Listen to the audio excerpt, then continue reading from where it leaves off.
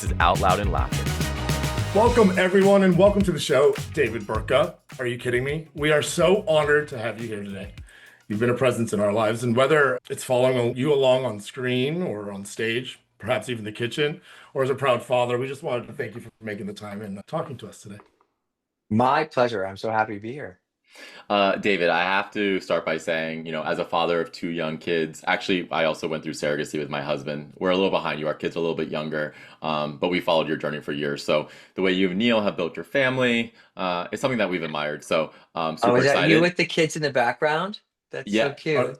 Yeah, and also fun fact, the one thing that we did steal from you guys is we do the matching Halloween costumes, and we've done them every year, Nice. and that's a tradition that we're hoping we don't have to give up as Kenzie starts to form an opinion. You know what? It's been interesting for us. We thought it was going to be done at 10, and what we found is that the kids really look forward to it. It's a Yeah. tradition that they sort of are into. Um, and I think they like the attention. Mm. You know? Completely the attention.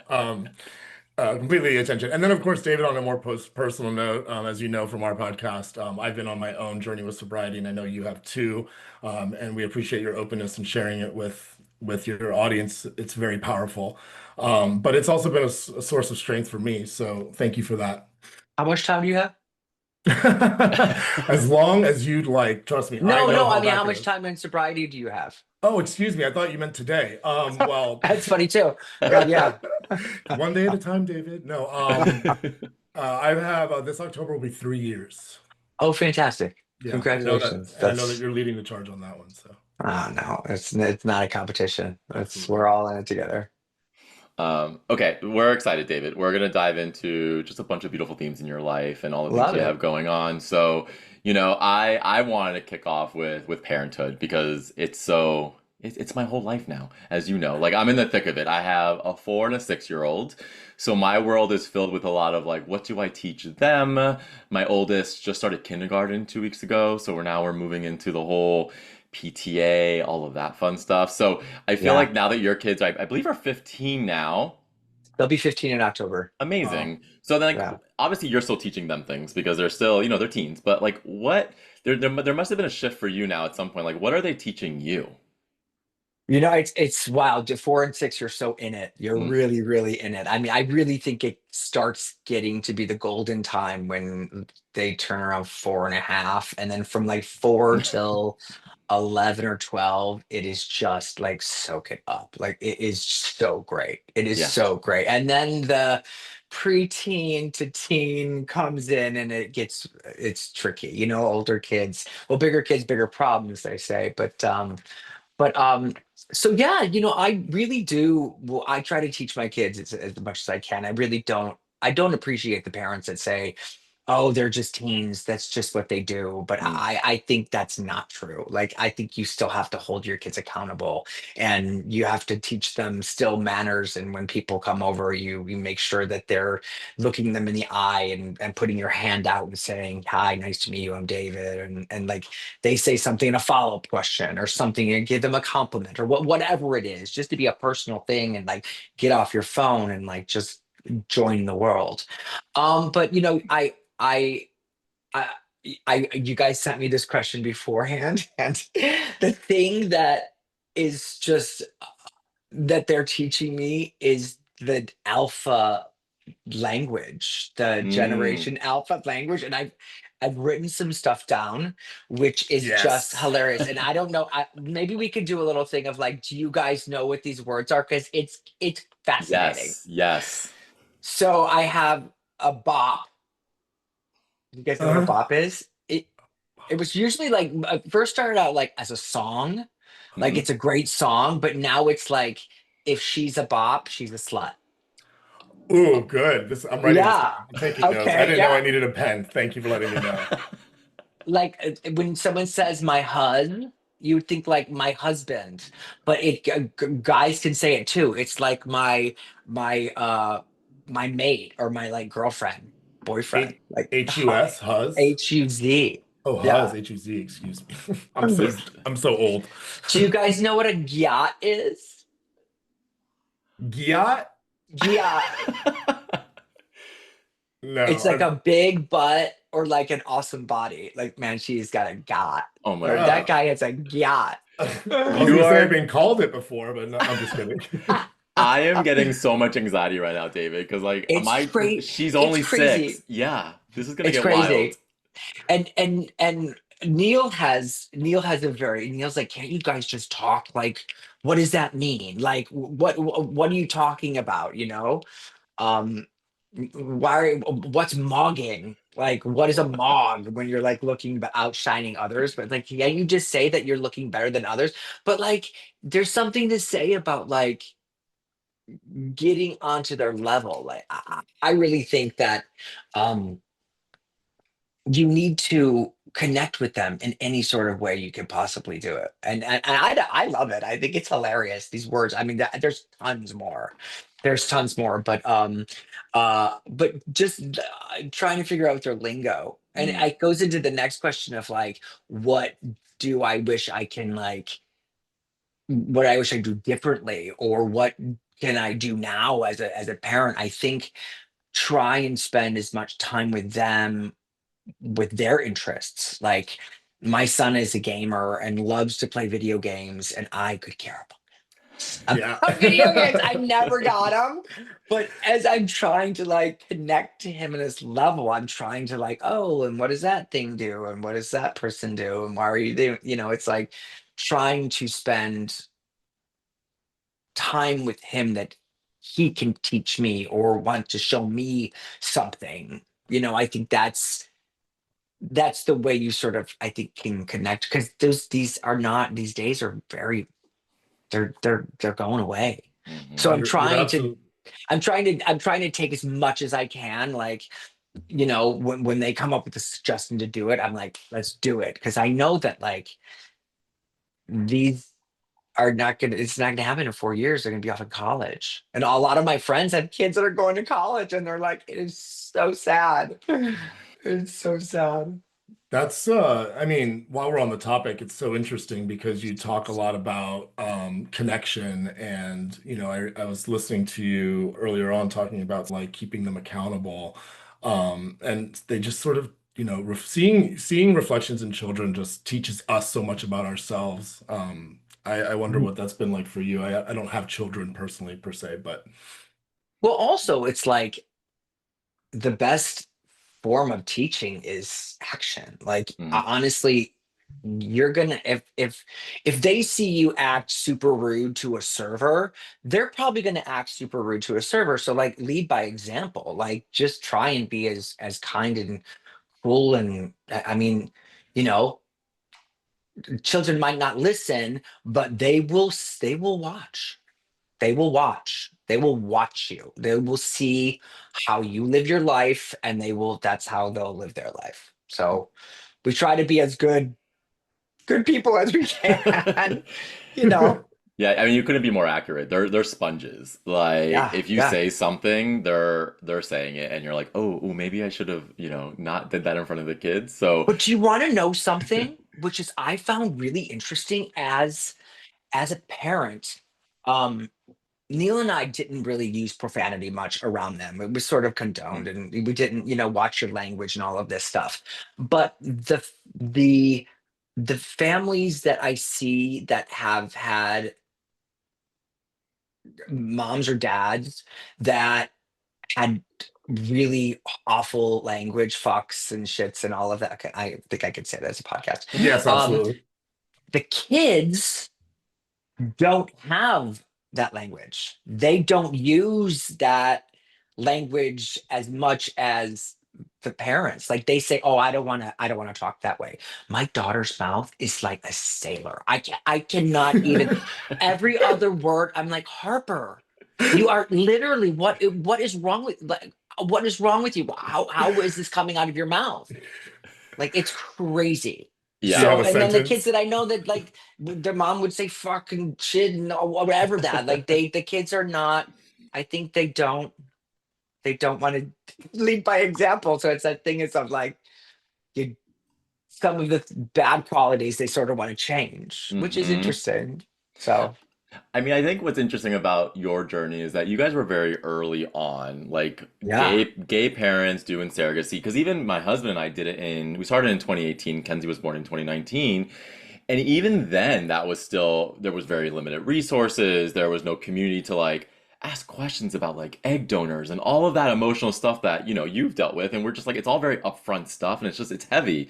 Like, what advice would you give? And I talk about this to myself all the time, actually. Like, what advice would I have given myself in 2018 when I started this journey? What do you think you would have told yourself now knowing? Because like there's a lot of listeners that we have a big gay community and it's like they might be thinking about this and like Right. it's heavy and it's hard. It's beautiful once it all comes to fruition, but what would you tell your younger self? Well, we did. I mean, we really, for the first couple of years, we did the rye technique. REI. Do you know rye technique? So we let them sort of just be independent and just watch from afar and let them, like, we had this staircase thing that turned into a boat, and they really learned to use their bodies in a way that I mean, they when they fall, they get up and they like brush themselves off. They're really aware of their body and are independent, like don't look around, like walking around the city. um they've never broken bones because I think they had such an awareness of like how they learn to move. um so I would say get out of the way. Like, honestly, get out of the way and let them sort of course, you like with a baby, of course, and with toddlers, you have to, watch. But I think I would do less control. I think I would be like that parent of like, do this, do that, do this, do that. Let them decide more. I think, and the word not is really powerful. Like, I think don't and not is a don't do this or don't do that. I think if you can sort of flip the phrase and maybe you should try this, or have you ever thought about that, or giving them like three suggestions. You either have this or this as an Mm. option, and that's it. And I think say less too. Like, I don't think when you're where you're at right now in four and six, it has to be super precise because they don't have the mentality. Like, Neil is Yeah. such a cerebral person, and he loves to sort of diatribe monologue, and he would talk to me talking to these kids. It's like, this is what you should do, and that would, and they're just, after the first sentence, they're done. Like, Mm-hmm. they got Checked nothing. out. So it's like, Yeah. be super like clear, and this is your option, and that is your option, and that's it. And That's say less. and say less. I think there's so much value in that alone. And Say less, do less, control, not be so, yeah. There is a, I'm sorry, I cut you off terribly. it's no, but this is exactly where we're going. I mean, you're sort of taking the reins in a great direction simply because I was going to say that Harper and Gideon sound like they've had a really great sense of North Stars with you and Neil as their guide at the helm there. But you spoke about like discovery and awareness and independence, getting out of the way, saying less, sort of like staying present and letting things sort of evolve. Along that journey, they're 15 and 16 now, about what along the way, what are the most profound ways that you've noticed you've changed? I mean, that's got to be sort of a life-changing journey for all I'm of you. gonna, I'm gonna also interject there too. It's like you have to say less, but also like they're in such a weird place that they want to be their own person, but Mhm. you have to step back and let them do that, but also just be there if they need you, because they do Mm-hmm. need you. They're still very dependent on you, but they think they're adults and they think they know everything. The teen eras are like all ego. That's all they only can think about Well, anything but themselves. And it's interesting. In terms of what I learned about myself, like, um, it's been a crazy it's been a crazy journey this last year. And you know I've had a bunch of surgeries, and in the stillness, I discovered a bunch of stuff from that happened in my past. And I think just putting myself in their shoes of what they're going through. Like, I mean, do you remember? your teen years, like it was horrible. Like Absolutely. what kids are going through now, I mean, I had it easy compared to them. Like what is happening in our world politically and social media and Mhm. war and like this polarization that we have in this country, what COVID did to, I mean, there's like these kids are going to be so resilient when they're older. It's amazing on how strong, and how resilient kids are in general. But I've learned to I've learned to sort of get back to me, really, because it becomes so much about them for their whole life. Like now that they sort of don't need me as much, I'm saying, oh shit, yeah, I should probably go back to like what makes me happy and what's going to feed my soul and what's going to um how I'm going to take care of myself because you got to put the oxygen mask on first. And I'm realizing that like um and that's what I've learned. And I think it's interesting as the kids get older because let me tell you, having kids is, I have to say, the hardest thing on a relationship. It really, being different, like having different parental views, and it's not about each other anymore, it's about them. So now that the kids, there's like one of the nights they had like they were hanging out with friends and Neil and I were alone. We're like, oh yeah, I remember you. You're Hey, you. you're you're pretty fucking cool. I really there's a reason I wanted to spend time with you. So it's nice to see that we are gonna start growing together as a unit again. So Well, that gives me hope because I'm still in the thick of it. it's crazy, isn't it? It is crazy on a relationship. It's Like I hard. don't know how people it's just wild. Yeah, because it's not even learning how to parent, but it's learning how to be new. It's a different marriage now, right? So you're figuring out your new way as a new like community of four, and so I'll let John kind of take this in a different direction. And But it thank you. always changes. It's like just when It's you think you have the feeding down, there's now, this, or you had the diapers yes. down, now they're walking and they're walking. Oh my God, now they're running. Just when you think you have something that you're like, oh, I got this, there's something else that comes into the mix. It's always changing.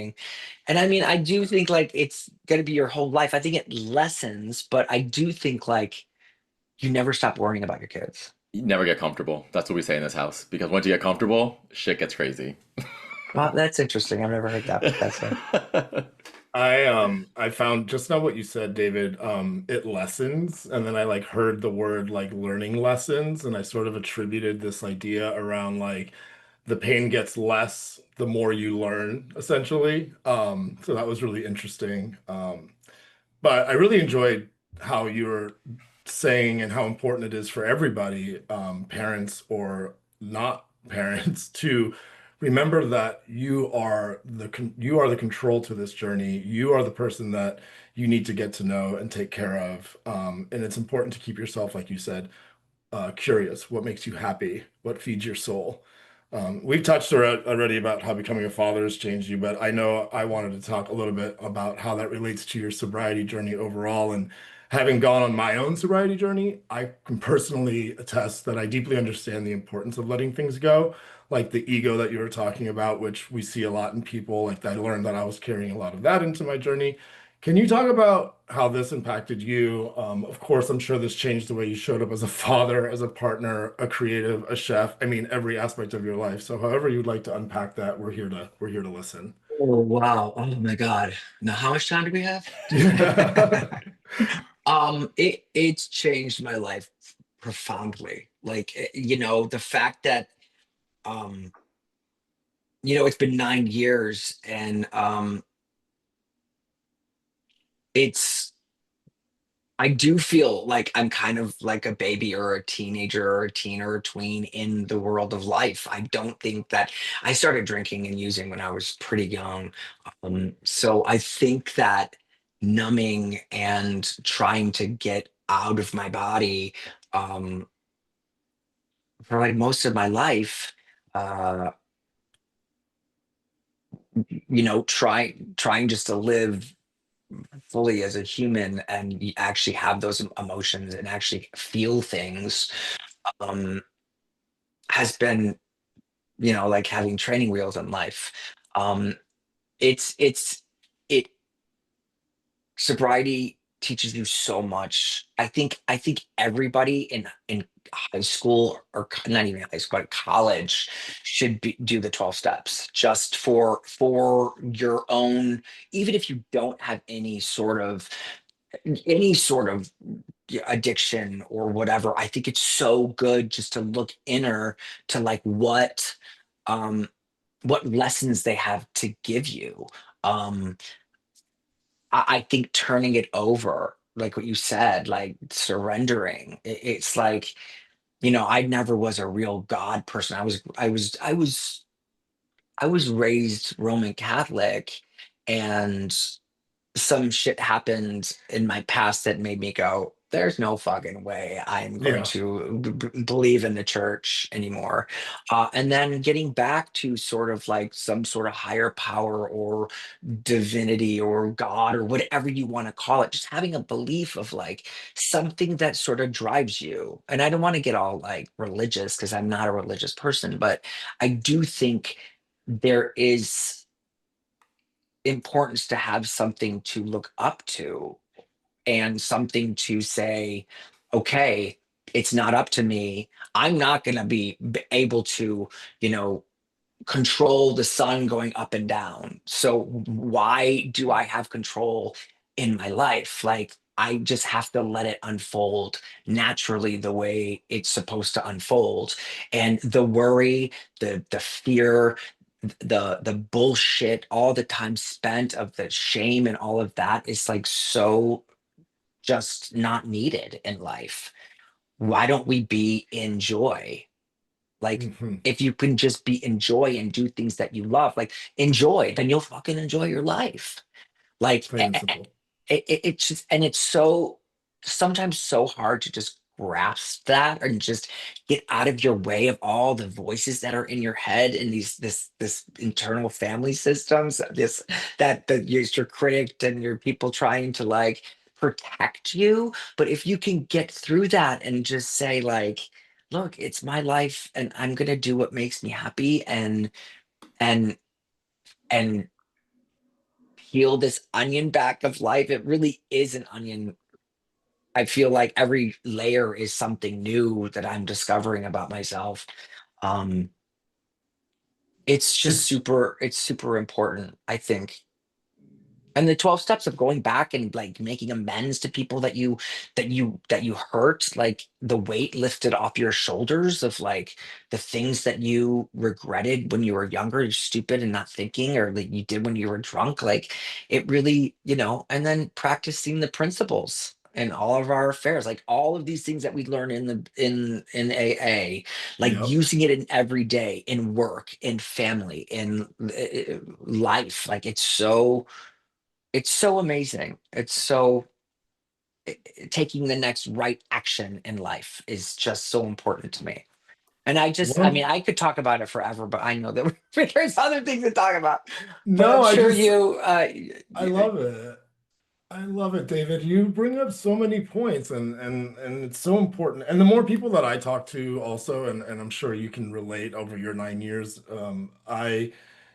the more I hear like this, the stories are so similar. They say a lot in our world that you're not so unique, you're not so different, like kind of like chill out queen, sit down, right? Like your problems are your problems and everybody has problems. I completely also relate to your baby steps. I always say that I feel like Bambi, like just trying to learn how to walk is the visual I say. I've only been sober 3 years and I'm learning how to like process my emotions for the first time. And then you talked about peeling back the onion as if everything is food with you, David. No, I'm just kidding. But I do think it's a great. everything is food with me though.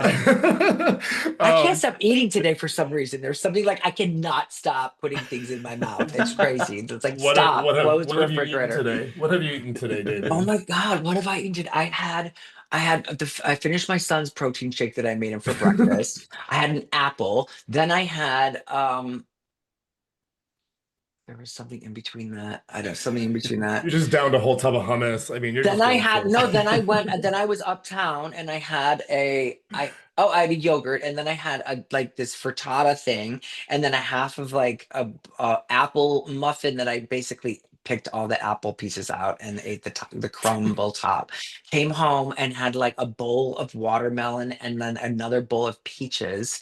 And then I had a protein bar. I'm like, what is happening with me? It's not like I'm eating like Doritos and candy, Yeah. but it's like I don't know. I can't get enough of food right now. I think I'm pregnant. There we go. I was gonna say you Maybe should go pee on a stick, right? Um, so well, it just feels like I know these things, and I try to want to like dive or drive the conversation into something that you're working on and something that you and Neil have worked on together. Actually, I think it hybridizes a lot of what we've talked about here: your partnership, your time in the kitchen, and now your sobriety. You have a new book coming out, I believe September 30th. Yeah, September 30th. Yeah, both sides of the glass. It's a mocktail cocktail book, and Yes, I'm I have really. it right here. Do I you? al- You have a Cocktails copy? and mocktails to toast any taste. Look at that. and I pre-ordered mine, You David. did? It's I a really did. great. It's got foil on it and It looks it talks beautiful. about sobriety and it's really great. It's a great book because it gives you like like I just opened up a page, hard water limeade. So that's like a Oh, cocktail. That's like a watermelon cocktail, but then you turn the page and you have the watermelon limeade that is the mocktail version. So if you're Beautiful. doing a so smart. party and you're doing a party and you're like doing, like a dirty Shirley, you got the NA version of it, like you would a gin drink, and then you sort of like have what would pair with that for people who drink and who don't drink. And I think it's great gifts for Hmm. people, especially the holidays, because you know I never bring like a bottle. I get a little angry if someone brings me a bottle of wine or a bottle I of hear that. champagne. Yeah. I was Hmm. like, you don't know that I drink. Like, this is not for me. At least Hmm. Yeah. bring me chocolate. I mean, it's not their fault, and they're being nice. But like, I have this one couple who still brings me like bottles of rosé, and they're like, "Here's a bottle of It's your rosé," and it's like, favorite. I've known you for how long? And I've been sober for how long? It's so funny. But it's a great host gift because you don't know who doesn't drink, who drinks, and also kids love love having mocktails too. And there's a whole sober um wave that is happening. A friend of mine has a restaurant in Los Angeles, and she said no one's drinking anymore. It's all they want: mocktails, mocktails, mocktails. And I'm not a like in like 7, 8 years ago, the mocktail lists on restaurants were just sugar and sugar, Yeah. like pineapple and ginger syrup, and you can have like maybe one of those, and it's so many calories. But now what we're going into in terms of like using uh seed lip or like the phony negronis, like these things that feel special and adult, but Hmm. are not super sweet and they taste good. And I mean, and for a drinker too, it's great if you have like a regular cocktail and then a mocktail and a regular cocktail and a mocktail. So you're not all night like just consuming booze, booze, booze. Um, I mean, some sober people find it hard to drink a phony Negroni because it tastes a little bit too much like Amaro or Campari. But I've never, for myself, I've never been triggered. And there also are like things that, feel more herbaceous. With like the seed lip, it seems more of like a Hmm. distilled herb drink as opposed to, a fake tequila. Some people think it's too triggering. I mean, I So, also think from because we're a household that does drink, but we don't drink all the time anymore. A, because it sits different in the morning now, where that we're yeah. we're older, and also our kids are up at 6 a.m. So like we also like the idea of having options because we're not always drinking in this house. So I appreciate that, and so I also wanted to ask because John and I were trying to figure out like a little more like digging deep in like why the book, right? And your journey through fatherhood and sobriety, it does feel like a masterclass in resilience and transparency, which with your book it also seems that's what it's also about. And so when we look at your life through a similar lens, what would be on the other side of the glass that people don't see? The struggles, the moments of doubt, the quiet triumphs, even maybe with just this book alone. Like, how did that idea come up? Was there doubts of even doing this? Like, Walk us No, through a there little was bit no behind the doubt. scenes. Actually, it came from Neil's old assistant, an amazing girl named Zoe Chapin. She was like, Yeah. "This space is crazy right now, and no one's done a book Mm-hmm. that has had the alcohol and NA non-alcoholic versions. Like this seems like a great idea." So she, ended up pitching, and we worked all together on this amazing book. And there was no doubt that this would happen. But what's on the other side of the glass for me? It's wild. As I'm getting older and my kids are getting older, and I dedicated my life to, I was an actor. I've been an actor, right out of college, and got right out of the gate, and got many successes in my 20s. And then as my mom died early, like 18 years ago, I was like, I need to stop the being rejected by auditions and Mm-hmm. like being in Los Mm. Angeles. Los Angeles is a tough place for me. I never really gelled with it. Um, I needed to get away and become a chef. So that was like what I became a chef, and all these things started happening. And like during COVID, I thought, like, why I had a food show for Food Network ready to go. Like I was ready to like sign the contracts. And I said, I don't want to do this. I don't want to do this. And so I want to go back to acting and writing and producing and doing, things that creating content that really lights my sparks my light. Um, Something like that. Something that I feel like I can make a difference, um, do service in life, and also raise awareness of things that people haven't necessarily thought about before. So I've been doing a lot of writing lately, and it's been great. So I'm really hoping that that is where the world takes me, now that the kids are, needing me less, and I can go on, like this past year I did a show in Amazon, and was out in Vancouver for a bit. So that was fun to like actually get to act in a show that's coming out next summer. Um, and so that's the other side of the glass. I think that is that what you mean? Like Yeah. Yeah. struggles, or I don't, Doesn't even have to be struggle. It's just like, what do you see on the other side, right? Because I think you're at yeah. you're at an interesting point now. Your kids are getting older, and I think we talked about it. Like, now what's next, right? Obviously, career and stuff, but like, what's next for David? Like, And who what are are you you? excited Yeah, about? I'm Yeah. Yeah, really excited about creating my own content. I just turned in a gay horror movie, love that. and it's wild. It is so wild. It's so fun, and creepy and scary and thought provoking. And I wrote with an amazing co-writer, and um, a new pilot that we wrote with my other writing partner, and I'm working on a new script. And it's been great. I think creating my own content and just trying to be creative as much as possible. Like I think I that's how I need to live, is Mhm. in creativity.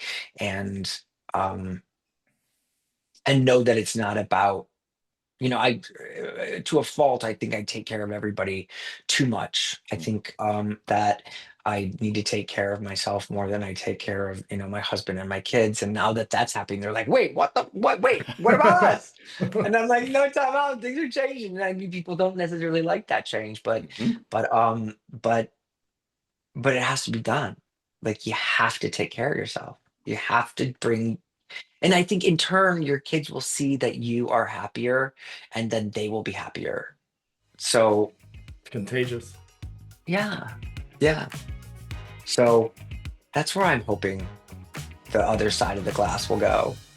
That We'll sounds see. exciting. That sounds exciting. Brian, I'm gonna let you take it away. I'm just so jazzed about this entire conversation. I know we're coming down to the bottom of our time, but Yeah, no, we appreciate your time, David. What a great conversation. Like, we're super excited for what you have ahead, all these projects. You were such an inspiration. Obviously just me looking up to you as a father, because I am now one, and I feel like I'm like 10 years behind you. So, all the wisdom is amazing. We hope we can We're have you just back. we're just living our life, man. We're just, Yeah.